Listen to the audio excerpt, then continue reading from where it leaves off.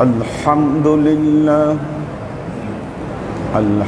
لله الجليل الأكبر الذي لا راد لما عرض ولا دافع لما قدر من نفع والضرر خالق الجن والبشر محيي الأرض بعد موتها بوابل المطر رافع السماء بغير عمد ينظر ومزينها بزينة الكواكب فيهدي به الذين من استبصر المنزة على ما ظهر وما بطن وما إدرك النواظر ورضي على قوم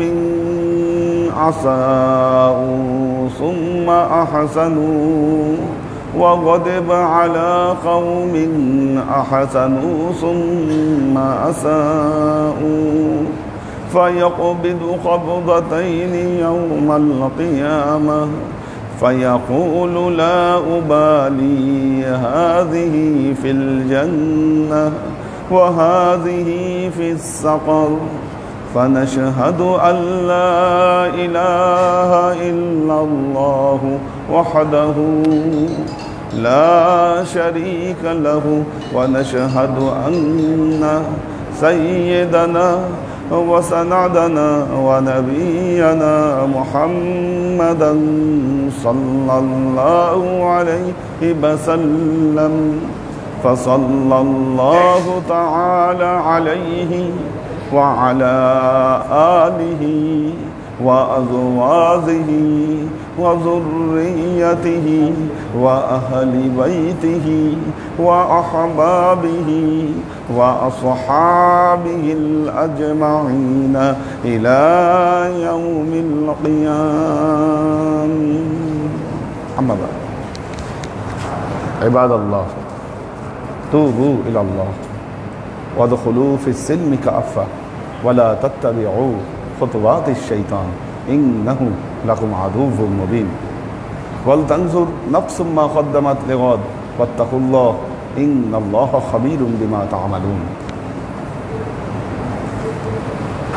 عباد الله وعن أبي هريرة رضي الله تعالى عنه أنه قال دخلت على عمر بن الخطاب رضي الله تعالى عنه يوم العيد وهو أغلق الباب ويبكي على نفسي فقلت يا آمر المؤمنين أتبكي والناس في الفرح فقال لو علم الفرحون ما الفرح أم من المقبولين فليفرحوا أم من المطرودين فليبكوا فإني لا أعلم أم من المقبولين أم من المطرودين. وقال رسول الله صلى الله عليه وسلم من صام رمضان ثم أتبعه ستا من الشوال فكأنما صام الدهر كله بالكمال. يعطي الله بكل صيام 40 يوما ويرفع عنه عذاب القبر والشدة يوم القيامة والأحوال. وقال الله تعالى في كلامه المجيد وفرقانه الحميد يا أيها الذين آمنوا اتقوا الله حق تقاته ولا تموتن إلا وأنتم مسلمون.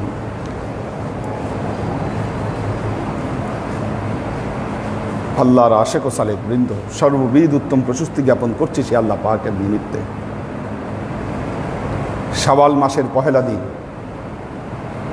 আমাদেরকে ঈদের জামাত এবং জুমার নামাজ এ দুটোকে একত্রিত করে দিয়েছেন।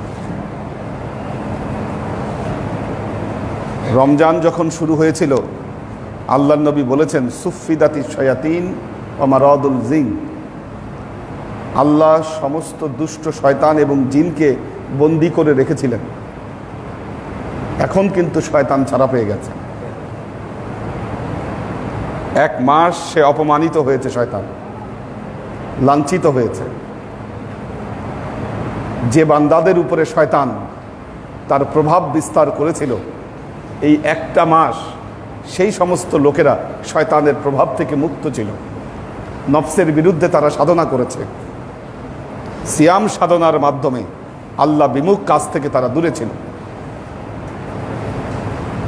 এক মাস পর যখন শয়তান ছাড়া পেয়েছে, এখন শয়তান তার সর্বশক্তি নিয়োগ করে বান্দাকে ধোঁকা দেওয়ার চেষ্টা করবে।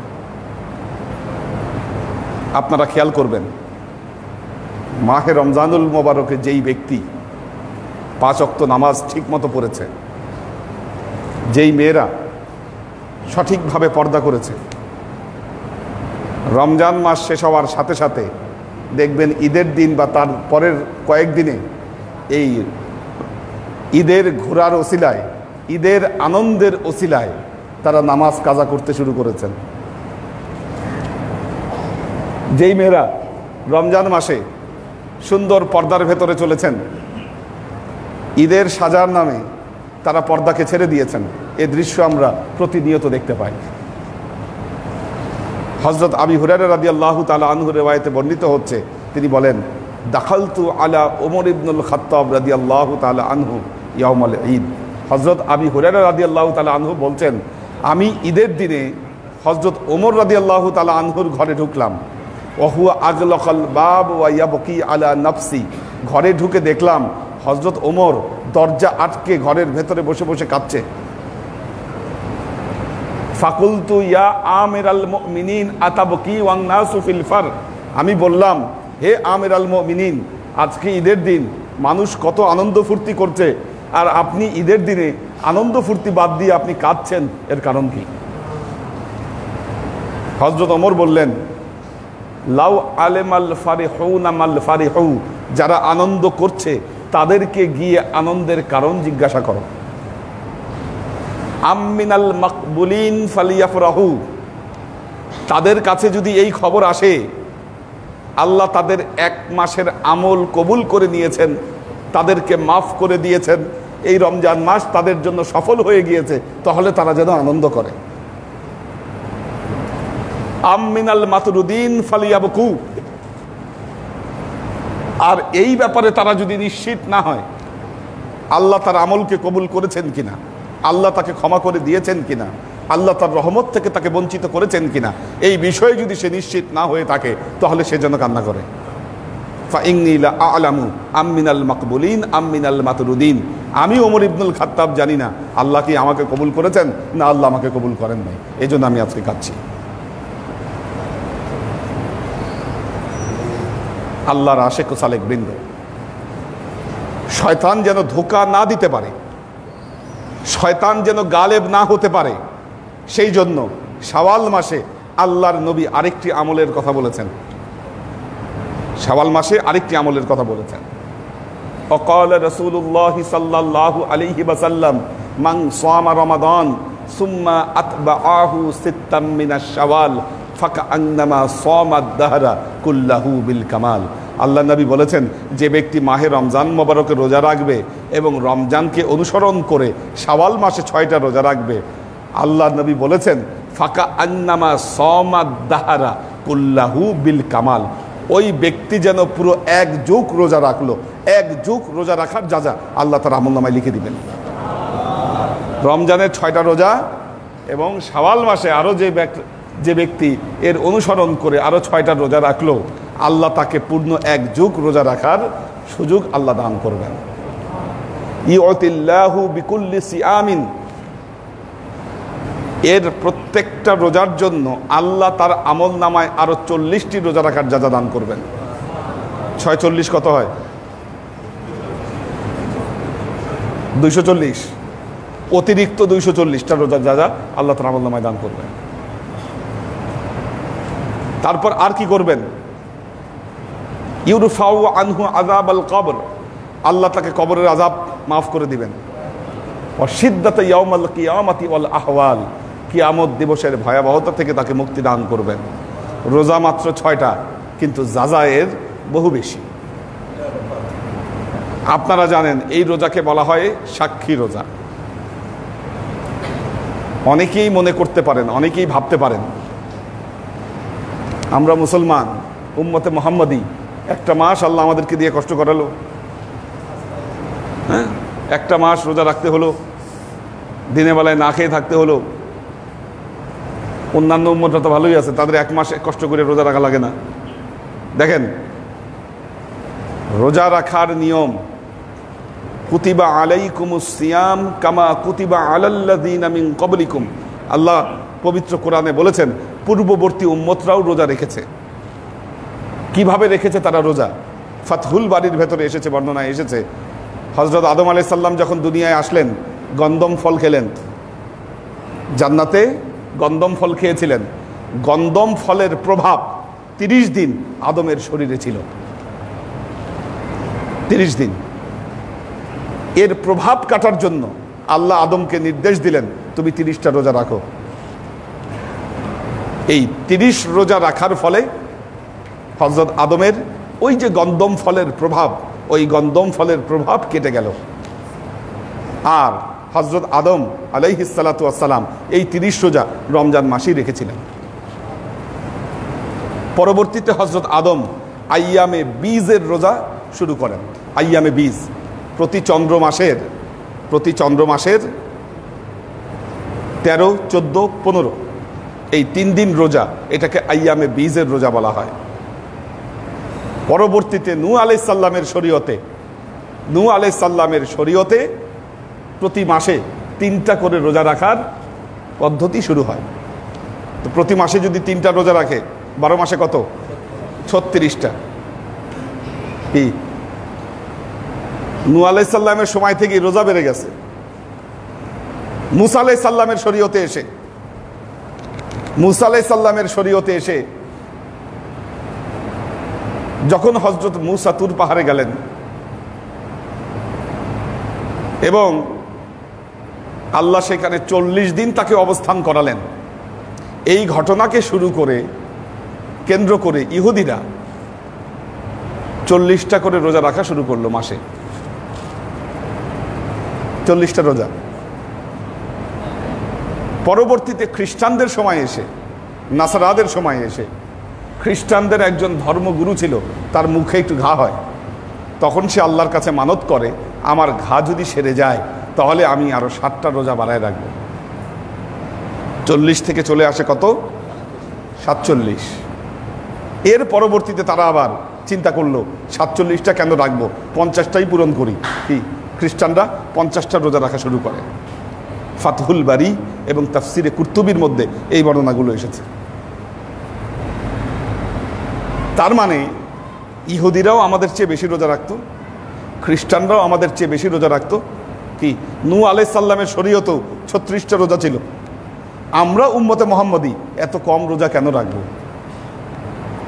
আমরা যেন অন্যান্য উম্মতের থেকে আমরা পিছিয়ে না যাই, কমে না যাই, সেই জন্য আল্লাহ তাআলা আমাদেরকে এই রোজার সুযোগ দান করেছেন। কোথায় 40 দিন, কোথায় 50 দিন, আর কোথায় 6টা রোজা রাখলে পুরো 1 যুগ রোজা রাখা, 12 বছর রোজা রাখা সব আল্লাহ দান করবে। কোথায় 40, 50 আর কি হিসাব আপনি করেন? কত বড় সুযোগ উম্মতে মুহাম্মাদের। এই রোজার দ্বারা আর কি হবে? শয়তান সুযোগ পেয়ে যাচ্ছিল আপনার উপর গালেব হওয়ার। এই রোজা রাখলে রোজার প্র্যাকটিসটা অব্যাহত থাকবে, শয়তান আপনার উপর গালেব হতে পারবে না। আল্লাহ আমাদেরকে তৌফিক দান করুন, আমরা যেন শাওয়াল মাসে এসে এই যে 3টা মাস বিগত,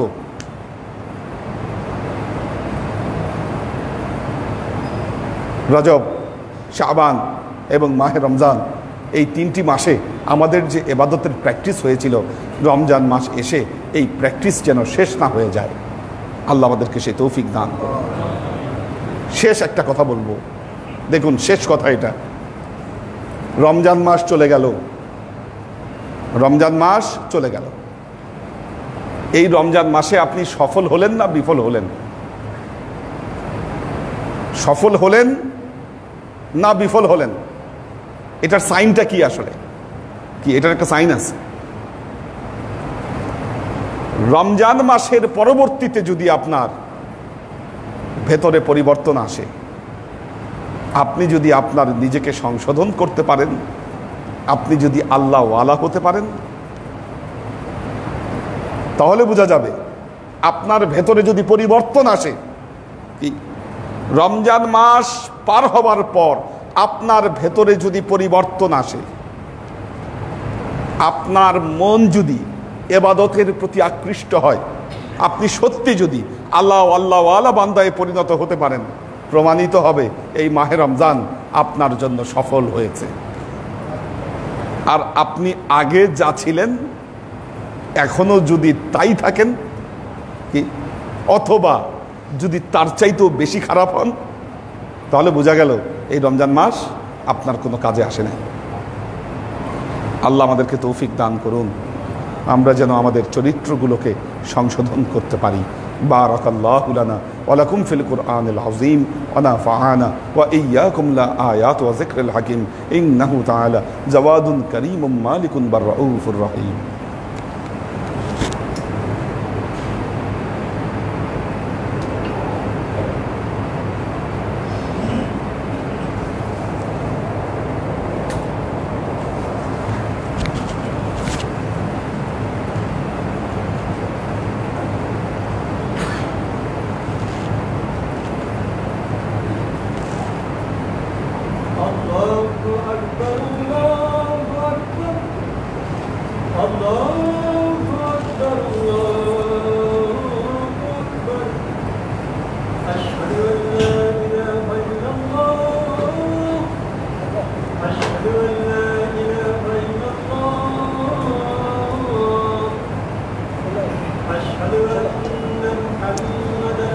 বাক্স খোলা কেন?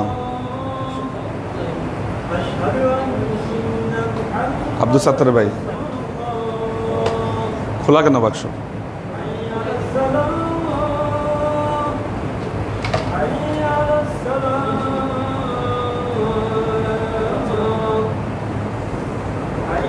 খালি তো।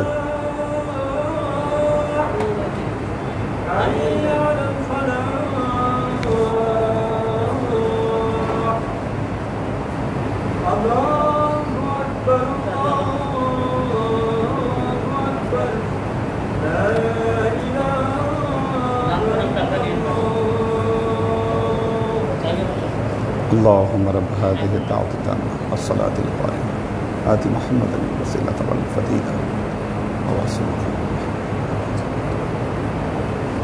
إنك لا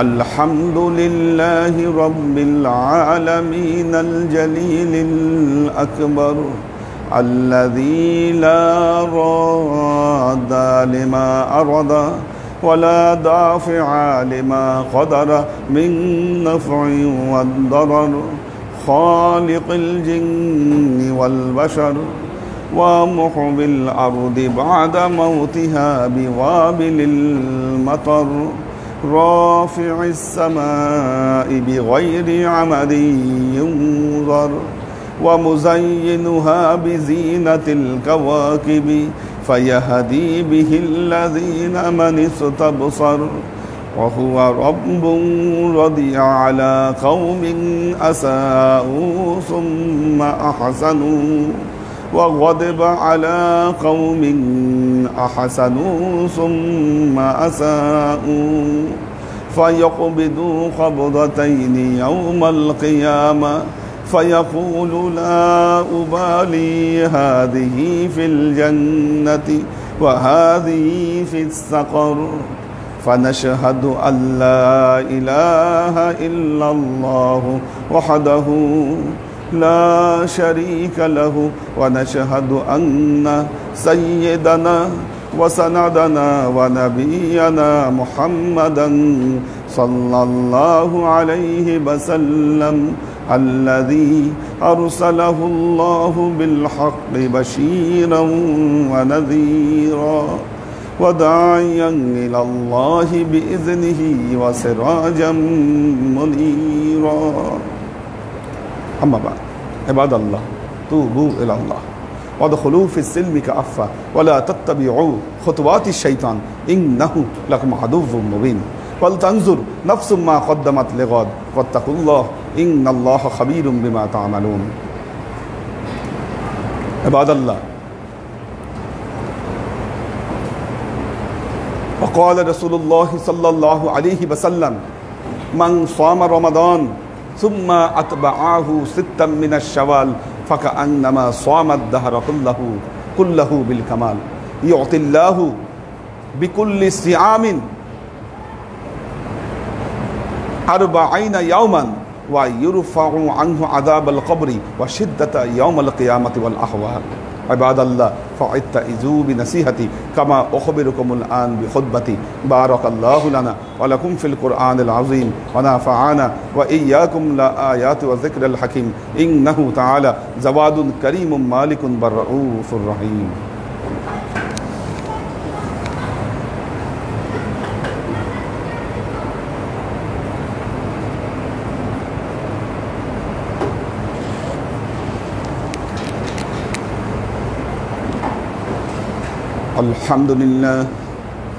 الحمد لله نحمده ونستعينه ونستغفره ونؤمن به ونتوكل عليه ونعوذ بالله من شرور أنفسنا ومن سيئات أعمالنا من يهد الله فهو المهتدي ومن يضلل فلن تجد له وليا مرشدا فنشهد أن لا إله إلا الله وحده لا شريك له ونشهد أن سيدنا وسندنا ونبينا محمدا صلى الله عليه وسلم الذي أرسله الله بالحق بشيرا ونذيرا وداعيا إلى الله بإذنه وسراجا منيرا وقال تعالى إن الله وملائكته يصلون على النبي يا أيها الذين آمنوا صلوا عليه وسلموا تسليما اللهم صل على محمد وعلى آل محمد كما صليت على إبراهيم وعلى آل إبراهيم إنك حميد مجيد اللهم بارك على محمد وعلى آل محمد كما باركت على إبراهيم وعلى آل إبراهيم إنك حميد مجيد اللهم صل وسلم وراحم وبارك على سيدنا ونبينا وشفيعنا وحبيبنا وقرة أعيننا محمد صلى الله عليه وسلم وعلى آله وأزواجه وذرياته وأهل بيته وأحبابه وأصحابه الأجمعين إلى يوم القيامة خصوصا على صاحب الصدق عامر المؤمنين أبي بكر الصديق رضي الله تعالى عنه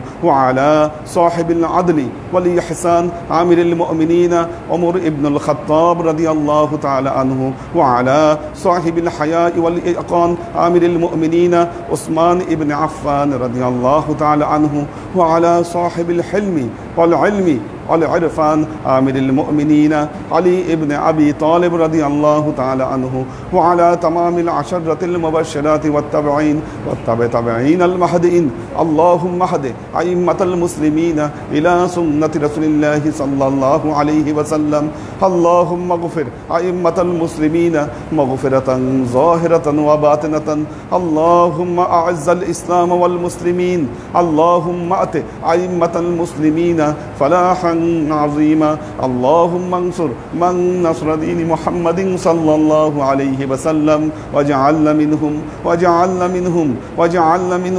وخذل من خذل دين محمد صلى الله عليه وسلم ولا تجعلنا منهم تعدلوا عباد الله رحمكم الله إن الله يأمركم بالعدل والإحسان وإيتاء ذي القربى وينهى عن الفحشاء والمنكر والبغي يعظكم لعلكم تذكرون فاذكروني أذكركم واشكروا لي ولا تكفرون